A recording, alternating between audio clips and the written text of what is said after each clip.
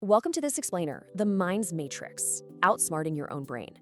Today, we're diving straight into the hidden, completely automatic mechanisms of the human mind, and we're going to explore how they are secretly used against you every single day. We all love to think we're highly rational creatures, right?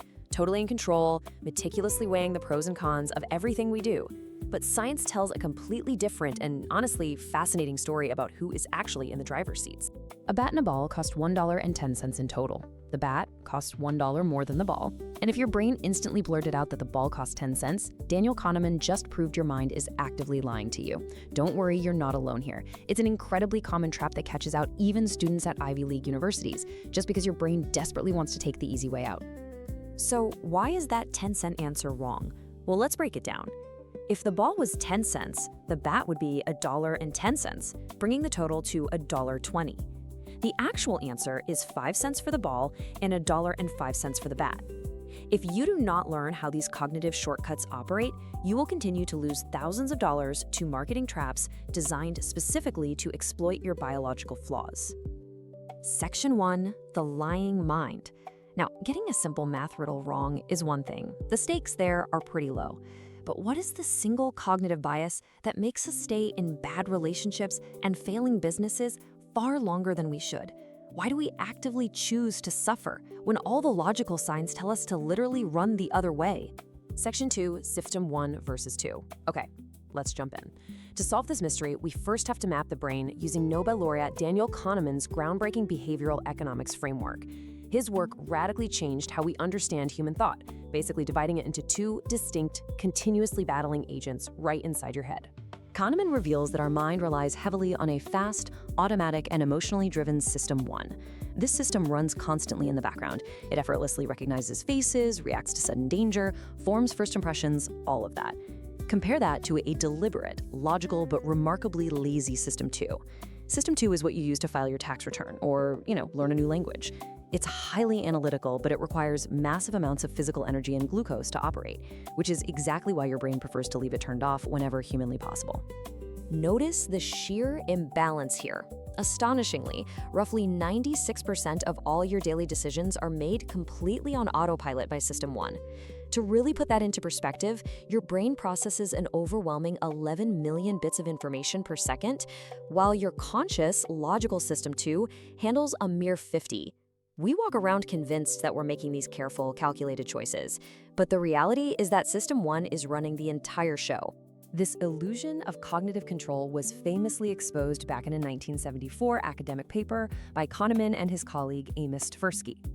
They proved that because System 2 is just so incredibly lazy, our brains rely on heavily flawed mental shortcuts known as heuristics.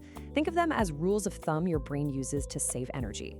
Now, these shortcuts are evolutionarily designed to keep us alive in the wild by making snap judgments, but in our complex modern world, they just create predictable, systematic errors.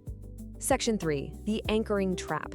Because System 1 is so dominant and acts so quickly, its flaws are constantly weaponized against us in the real world.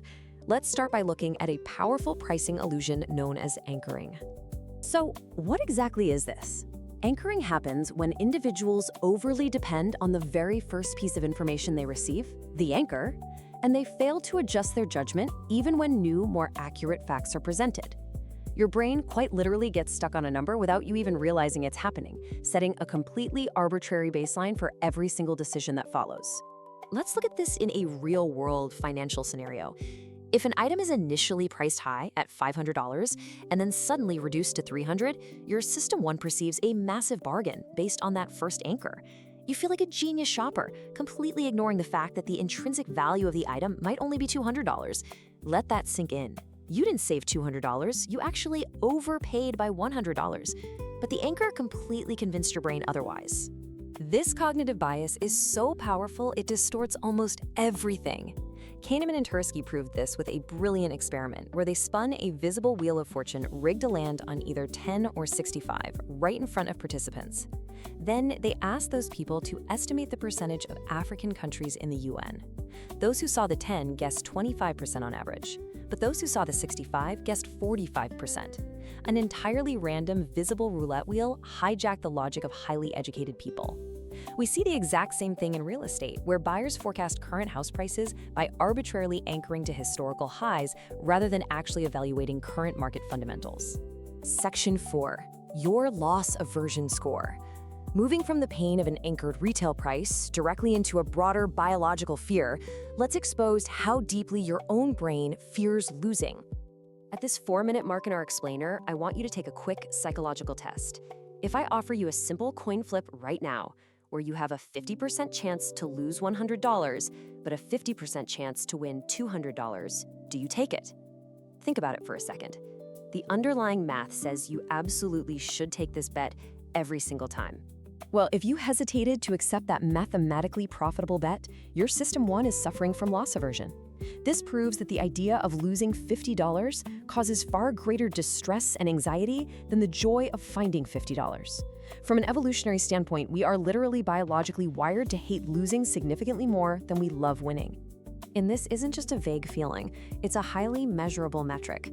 Tversky and Kahneman actually calculated the median loss aversion coefficient at roughly 2.25. This means the psychological pain of giving something up is over twice as intense as the joy of acquiring it. So to make a gamble attractive to your brain, the potential gain usually has to be at least double the potential loss. Failing that coin flip test is completely natural when you realize loss aversion is just one of the exactly 188 documented cognitive biases actively distorting your reality.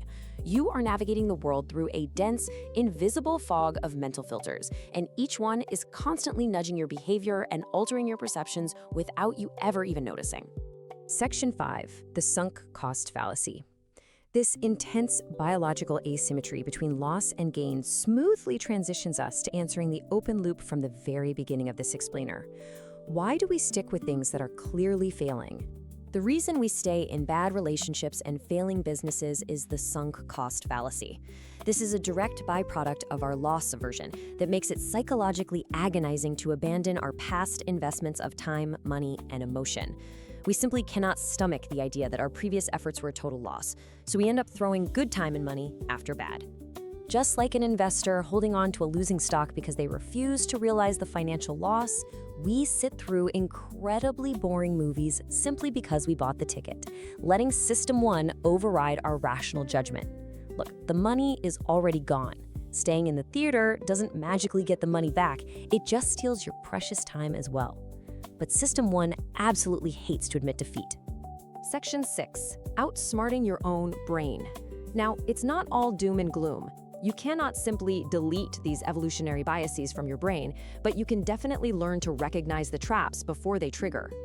By identifying when an anchor price is set, or when the fear of loss is clouding your judgment, you can forcefully put your lazy System 2 behind the wheel and objectively calculate the true value of your decisions. If you're negotiating, do your market research first so you aren't anchored by their opening offer. If you're stuck in a bad project, ask yourself, if I hadn't already invested in this, would I start it today? Redesign the context of your choices. The next time a marketer offers you a massive discount, or you find yourself pouring more resources into a sinking ship just because you've been there a long time, pause. Ask yourself if you are truly deciding, or if your biology is deciding for you. Are you thinking, or are you just reacting? If your brain has been tricking you about prices and bets your whole life, what else has it been lying to you about? To master your own mind and stop falling for these cognitive traps, subscribe to the channel now and share your score on our quick test in the comments below. We'll see you in the next explainer.